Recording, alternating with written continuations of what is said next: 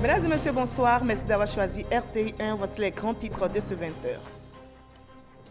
Le gouvernement mettra tout en œuvre pour redonner à la région du Nzi l'ex-boucle du cacao son passé glorieux. Ce sont les propos du ministre de l'Agriculture et du Développement rural, Kobena Kwasi Adjoumani, a rencontré et fait des dons aux paysans lors de la visite d'État du président Ouattara dans le Nzi. La CMU, la couverture maladie universelle, entre dans sa phase de généralisation. Dès ce mardi 1er octobre, les assurés pourront bénéficier des prestations. Avant le démarrage de ce programme social du gouvernement, les agents d'accueil sont déployés sur le terrain. 1800 jeunes ont été recrutés pour l'opération. Ils ont été mis en mission par la CMU. La force de l'ordre s'attelle au renforcement de l'unité et de la cohésion. L'initiative est du ministre d'État, ministre de la Défense Ahmed Bakayoko et du ministre de la Sécurité et de la Protection civile. Les deux membres du gouvernement ont communié avec leurs hommes en participant à un footing de la cohésion. Le conservateur Sébastien Kurz a remporté ce dimanche les élections législatives en Autriche selon les projections de la télévision publique qui doivent encore être affinées. Le jeune leader bien placé pour revenir au pouvoir 4 mois après son éviction. Soyez les bienvenus sur RTI1. Le président de la République, Alassane Ouattara, a achevé sa visite d'État de 4 jours dans la région du Nzi. Le chef de l'État est allé au contact des populations des départements de Kwasi-Kwasi-Kro, Bokanda et Dimbokro. Sa visite d'État, entamée mercredi dernier, a été couronnée par un grand meeting tenu hier samedi au stade Koné-Samba-Ambroise de Dimbokro. Une visite avec des retombées pour les populations à qui le président Ouattara a promis la réouverture de l'usine Utexi de Dimbokro, poumon de l'économie de la région. Il a par ailleurs lancé un appel à la paix et à la cohésion et annoncé le bitumage de l'axe Dimbokro-Bokanda et la réalisation d'autres projets de développement. Voilà, le dernier meeting du président Alassane Ouattara à Dimbokro a connu une ambiance particulière. Notre reporter Eric Goré attire notre attention sur les messages des associations et groupements, messages affichés sur des banderoles pour souhaiter la bienvenue au chef de l'État ou encore pour prôner le rassemblement, des messages qui ont captivé l'assistance, tout comme notre reporter qui l'espère aussi pour vous.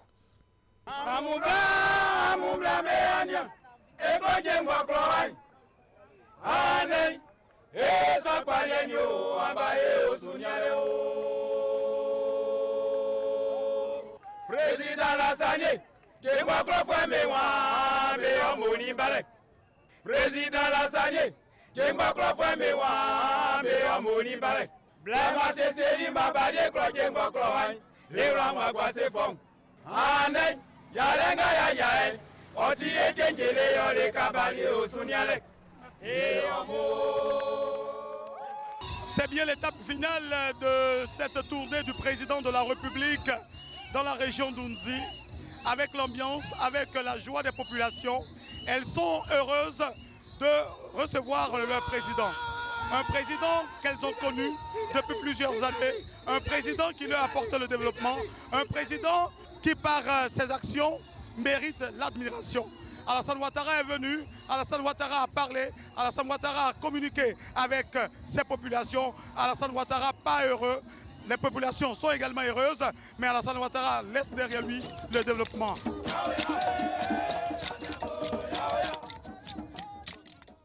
Les paysans étaient aussi de la partie. Ils étaient nombreux au stade Koné-Samba-Ambroise de Dimbokro pour écouter le chef de l'État. Il a assuré que le gouvernement mettra tout en œuvre pour redonner à la région du Nzi l'ex-boucle du cacao son passé glorieux. Propos relayés également par le ministre Kobena Kwasi Adjoumani lors de sa rencontre avec les producteurs. Il leur a fait d'importants dons de matériel agricole. Kader Sogodogo. Kobena Kwasi Adjoumani, ministre de l'Agriculture et du Développement rural, reçu par la communauté agricole de la région d'Unzi. À l'ordre du jour, la relance agricole dans cette région. Le président de la République accorde une importance capitale aux agriculteurs de Côte d'Ivoire. C'est pour cela qu'il nous a demandé de venir vous servir et nous sommes prêts à le faire. Désormais, votre pied, notre pied, pour développer l'agriculture en Côte d'Ivoire. Nous allons vous accompagner et nous sommes prêts à le faire. Face aux producteurs, aux coopératives et aux unités industrielles agricoles, le ministre nourrit l'espoir de voir cette partie du pays reprendre sa place dans le paysage agricole. Depuis Dimbokro, Kobena Kwasi Adjoumani donne rendez-vous au prochain Sahara à tous les acteurs du secteur agricole. Cette année, il y aura le salon de l'agriculture. Le président de la République, son Excellence M. Alassane Ouattara, et son Premier ministre Amadou Gon Coulibaly vous réservent une agréable surprise. Vous avez fait des doléances, mais je crois qu'à ce salon, le président va dire un mot salvateur, un mot qui va vraiment vous permettre d'être heureux à jamais, parce que les actes qu'il va poser, le président, ce sont des actes en faveur du développement de l'agriculture de Côte d'Ivoire. 5 tricycles, 1000 bottes, 1000 machettes, 1000 arrosoirs, 50 pulvérisateurs, etc. Un important don du président de la République Alassane Ouattara, qui était en visite d'État dans la région, a été remis aux agriculteurs par le ministre Kobena Kwasi Adjoumani. Et les agriculteurs qui pourront faire écouler leur production grâce à la voirie qui sera réhabilitée et bitumée. Le chef de l'État s'est donc engagé à redonner à la région du Nzi un autre visage. 74 milliards de francs CFA seront décaissés. Les nombreux chantiers entamés vont se poursuivre. Le ministre de l'Équipement et de l'Entretien routier, Amédée Kofi Kwaku, promet de veiller justement à l'exécution de tous les travaux. On retrouve notre reporter Kade Sogodogo. Les visites d'État initiées à travers la Côte d'Ivoire sont une occasion pour le gouvernement de satisfaire les attentes des populations en termes de réseaux routiers. Bitumage, ouverture de routes et reprofilage lourd permettent ainsi de désenclaver de nombreuses localités. Dans le cas d'Unzi, les choses ont démarré. Nous avons constaté que les routes étaient complètement fermées. Kwasi-Kwasi-Kourou est une préfecture qui n'était pas accessible, mais grâce au chef de l'État et à M. le Premier ministre, cette route va être donc traitée. Saviez que pour quitter Bokanda, pour arriver à Dimbokro, il n'y a que 62 km. On mettait environ 1h30. Mais aujourd'hui, on n'a pas encore traité entièrement la route, mais on met en moyenne 30 minutes. Donc il y a eu des améliorations. La fin de la visite d'État ne saurait mettre fin aux travaux entamés. Les travaux vont se poursuivre. Toutes les pistes qui vont dans les villages vont continuer à être entretenues. Et vraiment, nous sommes très heureux que le président visite la région du Nzi. Il faut noter que c'est une région qui était quand même beaucoup en retard. Mais le chef de l'État a pris des engagements et nous sommes très très heureux pour nos parents qui vont donc enfin accéder donc, au bonheur. Le chef de l'État a annoncé le bitumage des axes Dimbokro-Bokanda-Ananda et Bokanda-Kwasi-Kwasi-Kourou.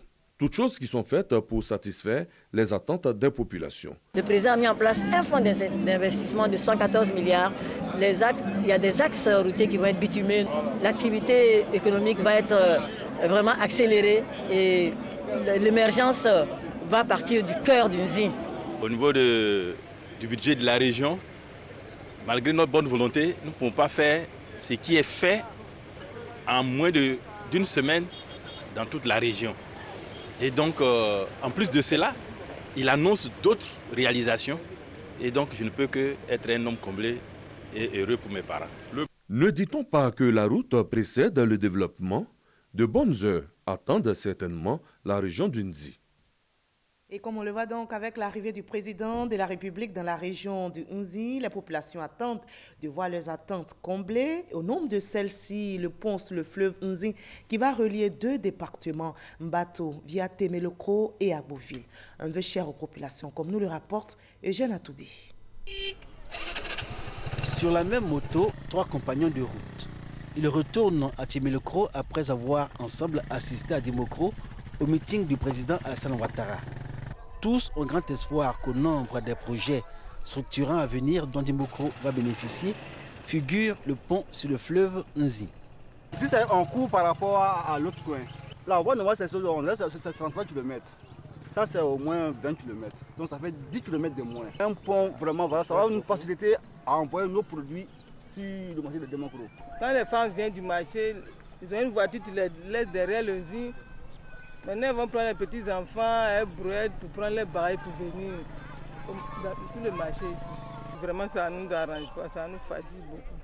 Dame Kona arrive du village de Djamalabo à une dizaine de kilomètres de Dimokro qu'elle a atteint via le pont ferroviaire, un pont long de 300 mètres.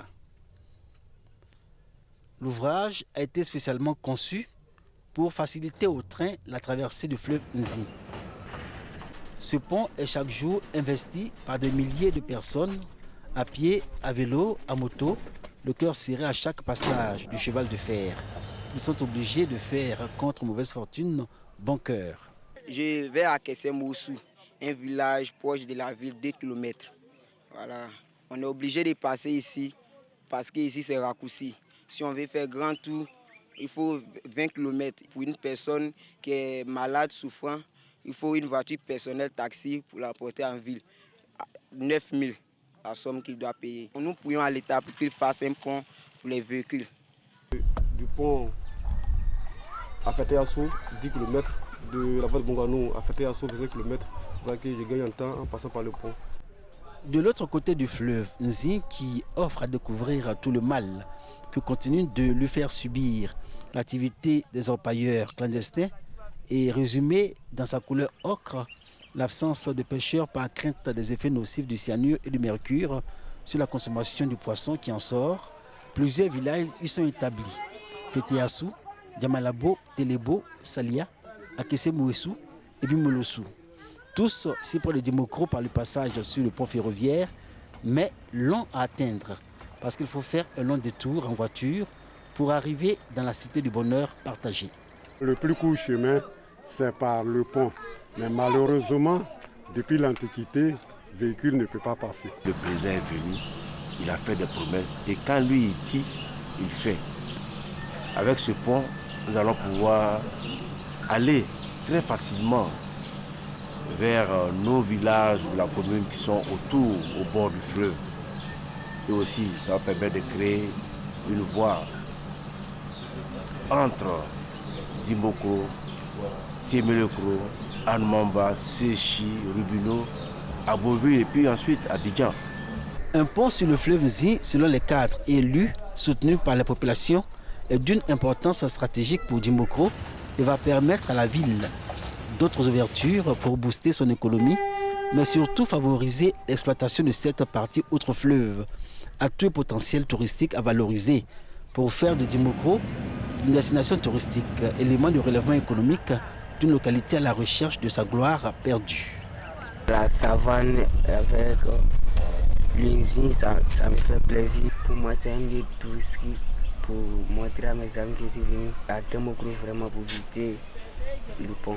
Derrière le Nzi, aujourd'hui, ce que nous voulons, c'est de créer des espaces de jeu, des restaurants au bord du fleuve Nzi, pour que ceux qui quittent à l'extérieur puissent découvrir le Nzi, puissent voir le beau cadre. Il y a la forêt qui est un parc d'attraction aussi.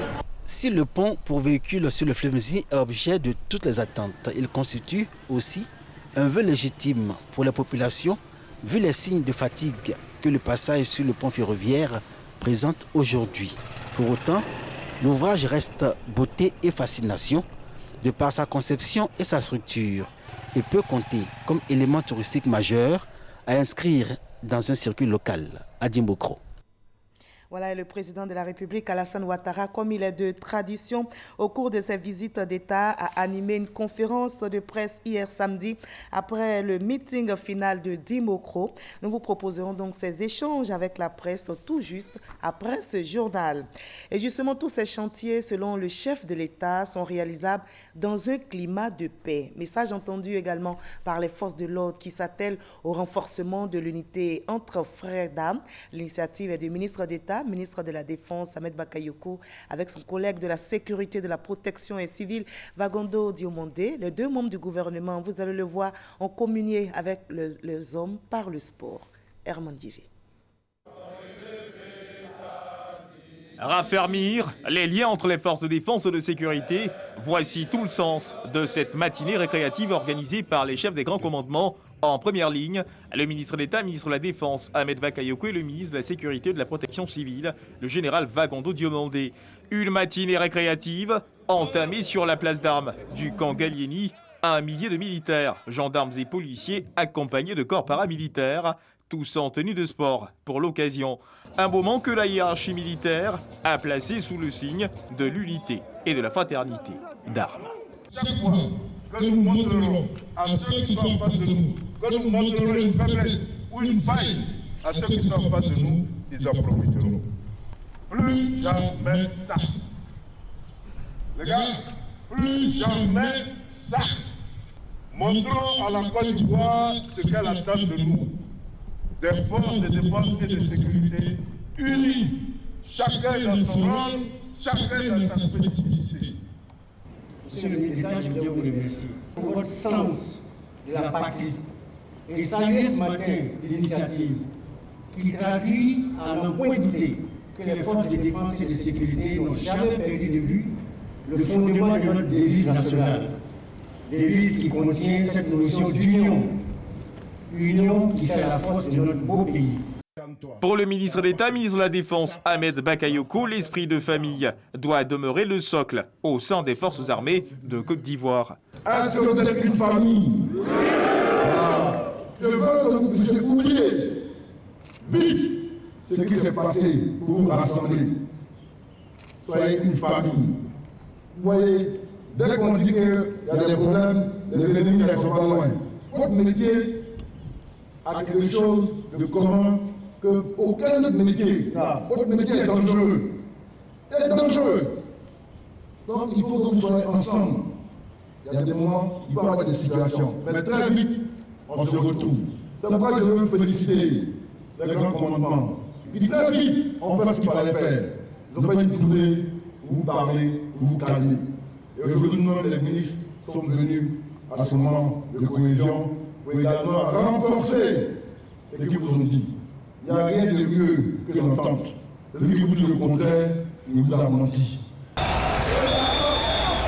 Environ 1250 frères d'armes lancés dans les rues d'Abidjan pour un cross populaire, de la mairie d'Adjamé au Forum des marchés, de la Bibliothèque nationale au Musée des civilisations pour s'achever à la place d'armes, avec des chants s'inscrivant dans un registre purement militaire. Match de gala, puis petit déjeuner offert aux 1250 participants, le tout dans une ambiance festive conduite par l'orchestre des forces armées de Côte d'Ivoire. Et que c'est beau de célébrer l'unité et la paix. Le sport pour renforcer la cohésion, vous l'avez vu, mais c'est aussi une activité très importante pour notre santé, pour notre bien-être justement. Le gouvernement a lancé la CMU, la couverture maladie universelle est entrée dans sa phase de généralisation. Et dès ce mardi 1er octobre, les assurés pourront bénéficier de prestations. Des agents d'accueil sont déployés sur le terrain. 1800 jeunes ont été recrutés, ils ont été mis en mission par la CMU, comme nous le rapporte Serge Collet. Ils sont 1800 jeunes à bénéficier d'un premier emploi dans le cadre de la CMU, la couverture maladie universelle. Recrutés et formés par l'agence Emploi Jeunes, ces nouveaux travailleurs constituent la première promotion des agents d'accueil de la CMU. Maître Adama Kamara, conseiller spécial du Premier ministre, les engage à être consciencieux et professionnels conformément à la vision commune du chef du gouvernement et du président de la République, Alassane Ouattara. Le Premier ministre me charge de vous dire que le premier contact de ceux qui sont appelés à être soignés dans le cadre de la couverture maladie universelle, c'est vous. Je voudrais que de par votre comportement, celui qui a changé votre vie puisse encore changer la vie de d'autres jeunes. Ces 1800 agents d'accueil qui ont reçu leur diplôme ont pour mission de faciliter la prise en charge des assurés. Ils se disent fiers et prêts à relever le défi. Tous mobilisés pour la tâche que nous a confiée le président de la République avec toutes ses autorités. Et c'est un commando qu'il a mis sur le terrain. Pour le ministre de la Promotion de la Jeunesse et de l'Emploi des Jeunes, la CMU et le recrutement de ses agents s'inscrit dans la droite ligne de la politique sociale du gouvernement. La priorité des priorités, c'est l'insertion professionnelle des jeunes dans notre pays. Le Premier ministre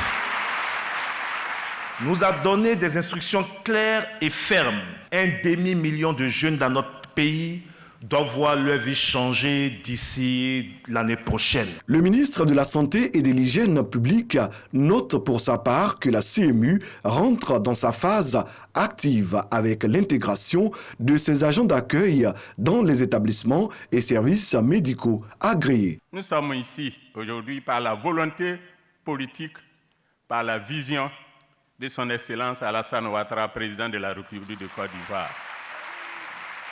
Oui, c'est à lui que nous devons l'avènement de la couverture maladie universelle. Je compte énormément sur votre capacité. Un bon agent d'accueil, c'est celui qui est à l'écoute. Selon Karim Bamba, directeur général de la CENAM, la Caisse nationale d'assurance maladie, à partir du 1er octobre, les populations enrôlées ainsi que les travailleurs du public et du privé prélevés à la source depuis juillet 2019 auront droit à toutes les prestations. Pour permettre le recrutement de milliers d'autres agents d'accueil de la CMU, une convention a été signée entre le ministère de la Santé et celui de la promotion de la jeunesse et de l'emploi des jeunes. Nous bénéficions de la CMU, mais attention, l'OMS nous interpelle à l'occasion de la Journée mondiale du cœur célébrée hier samedi. Ne pas manger trop gras, trop sucré et trop salé. Le programme national de lutte contre les maladies métaboliques et de prévention des maladies non transmissibles sensibilise donc contre les mauvaises habitudes alimentaires, la consommation de tabac et surtout le manque d'exercice physique. Ce sont les principaux facteurs de risque des maladies cardiovasculaires. Ouattara Walter. Romuald Irosi est victime de l'AVC, accident vasculaire cérébral. 15 années après son malaise, il se souvient de sa vie avant l'AVC et sensibilise ses concitoyens. J'ai eu mon accident quand j'ai eu 33 ans et demi. J'ai fait 1 mois dans le coma et je suis revenu à la vie. Vous voyez que moi-même pour parler là c'est difficile, alors qu'avant je parlais bien. Ce qui est venu là, je ne veux pas que quelqu'un d'autre va avoir ça. Il faut éviter de manger gras. Il ne faut pas boire, il ne faut pas fumer. Il faut faire du sport. Pour prévenir les risques d'AVC, la communauté internationale accorde une place de choix à la sensibilisation. La Journée mondiale du cœur est une parfaite illustration. Chaque année, le 28 septembre est dédié à la commémoration de cette journée. En Côte d'Ivoire, la commune de Yopougon a accueilli la célébration officielle. Cette cérémonie placée sous le thème « Les enfants, les adolescents et les maladies cardiovasculaires » a bénéficié de l'appui du ministère de la Santé et de l'Hygiène publique ainsi que du soutien de l'OMS. L'OMS appelle l'industrie des graisses à faire en sorte de reformuler les aliments pour éliminer les acides gras, à utiliser des étiquettes pour indiquer la teneur en acides gras sur tout ce que nous achetons, à renforcer l'offre en graisse et à remplacer les huiles par des huiles plus saines. Les maladies cardiovasculaires sont la première cause de mortalité dans le monde. On estime à 17,5 millions le nombre de décès, soit environ 31% de la mortalité mondiale dans notre pays en 2008. Sur environ 101 200 décès dus aux maladies non transmissibles enregistrées. Les maladies cardiovasculaires y ont contribué pour 15%, représentant ainsi la principale cause de ces décès. Les tendances ne feront que s'accroître si nous n'agissons pas vite, surtout sur nos modes de vie. D'ici 2030, l'OMS estime que plus de 23 millions de personnes mourront d'un AVC. Les facteurs majeurs sont le stress, l'obésité, le diabète, le tabagisme, l'hypertension artérielle. Des dépistages gratuits de ces facteurs et des séances de fitness, les temps forts de cette commémoration. Une autre nouvelle qui devrait réjouir cette fois-ci les artisans. La Côte d'Ivoire sera dotée dans quelques mois de 5 nouveaux centres de métiers et d'artisanat. Il s'agit des métiers du bois, du bâtiment, du froid, de la soudure, pression et de la mécanique électrique. Des centres de perfectionnement des artisans et d'insertion des jeunes déscolarisés. Le premier centre à ouvrir sera le centre de métiers de bois à main. Mamadou Kwasi. L'artisanat ivoirien se professionnalise et se modernise davantage. 5 nouveaux centres d'apprentissage de métiers verront le jour dans quelques mois. Il s'agit des métiers du bâtiment à Boaké, Du froid dans la ville de Touba, la soudure à pression à Kong, la mécanique électronique à Korogo et du bois à Man. Un projet de la Chambre nationale des métiers de Côte d'Ivoire qui bénéficie du financement de la coopération allemande. Nous voulons aussi moderniser et améliorer le système de la formation professionnelle en artisanat en Côte d'Ivoire. C'est ça notre but, d'établir un projet du phare et de diffuser les résultats de ce projet partout dans le pays. Pour la première phase de ce projet, la ville de Man accueille le premier centre.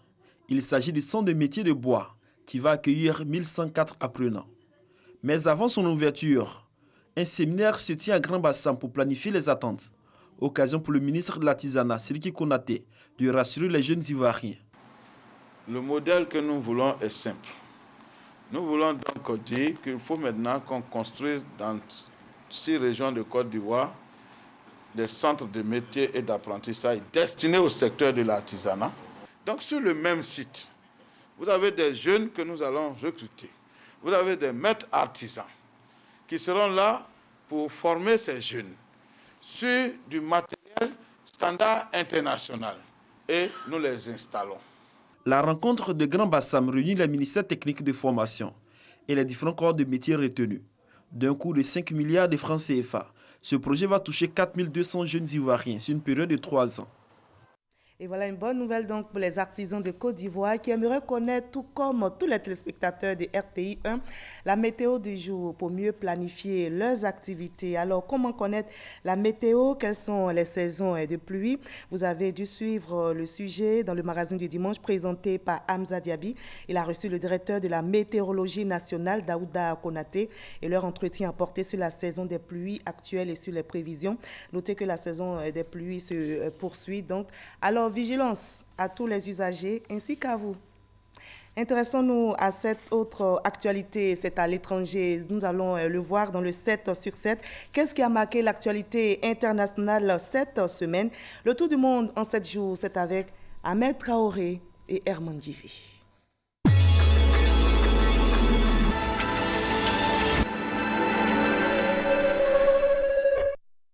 Saïd Bouteflika faisait ces dernières années la pluie et le beau temps en Algérie à mesure que la santé de l'ex-président déclinait. L'homme était aussi secret que puissant, mais depuis ce lundi 23 septembre, le tout juste sexagénaire à la silhouette juvénile est l'accusé vedette des procès les plus incroyables en Algérie ces dernières années. Ce mardi 24 septembre, les juges de la Cour suprême britannique ont jugé illégale la décision du Premier ministre Boris Johnson de suspendre le Parlement par prorogation pendant 5 semaines. Les juges ont suivi l'argumentaire des adversaires du chef du gouvernement qui l'accusait d'avoir suspendu le Parlement pour museler l'opposition et sortir le Royaume-Uni de l'Union européenne le 31 octobre, même sans accord. Le président iranien Hassan Rouhani a déclaré ce mercredi 25 septembre à l'ONU que l'Iran ne négocierait pas avec les États-Unis tant qu'il imposerait des sanctions contre Téhéran. Le président iranien, dont le discours était très attendu à New York pour faire retomber la tension qui est à son comble entre Téhéran et Washington, a dit ne pas croire à la sincérité de la volonté de dialogue américain. Jacques Chirac, l'ancien président français, est décédé à l'âge de 86 ans jeudi dernier. Il avait présidé aux destinées de 60 millions de Français de 1995 à 2007. Jacques Chirac s'en est donc allé, très affaibli ces dernières années par des maladies. Le 5e président de la 5e République est décédé ce jeudi, comme a annoncé sa famille. Dès l'annonce de la nouvelle, l'Assemblée nationale française a observé une minute de silence. John Bercow, le président de la Chambre des communes britannique, a dénoncé l'usage d'un langage toxique au Parlement. Au milieu des vociférations des deux camps, le Premier ministre a accusé une quinzaine de fois les membres de l'opposition d'avoir voté une loi de capitulation, l'obligeant à demander un report du Brexit à l'Union européenne. Lundi 28 septembre 2009, samedi 28 septembre 2019, cela fait 10 ans que les exactions ont été commises sur des manifestants qui s'étaient réunis au stade du 28 septembre de Conakry pour défendre leurs droits. Ce samedi 28 septembre, les victimes de ce massacre ont commémoré le 10e anniversaire de cette date. Cette commémoration a connu la participation de plusieurs institutions de défense des droits de l'homme. 6,4 millions d'Autrichiens se rendront sur ce dimanche 29 septembre 2019, des élections législatives anticipées rendues nécessaires par l'Ibizagate, du nom de ce scandale de corruption qui a touché le parti d'extrême droite, le FPO, en mai 2019. Au regard des intentions de vote, le candidat Sebastian Kurz est aujourd'hui assuré d'emporter ce scrutin législatif qui renouvellera 183 députés de la Chambre basse du Parlement.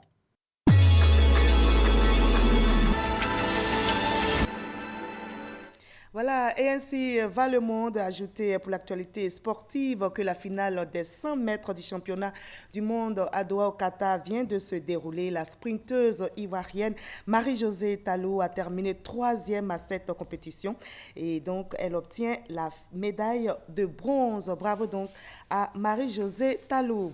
Et notez avant de refermer ce journal que le président de la République, comme il est de tradition, au cours de ses visites d'État, a animé une conférence de presse hier samedi après le meeting final de Dimokro. Je vous propose donc de suivre les échanges avec la presse tout juste après ce journal. Très belle soirée et merci de nous avoir suivis.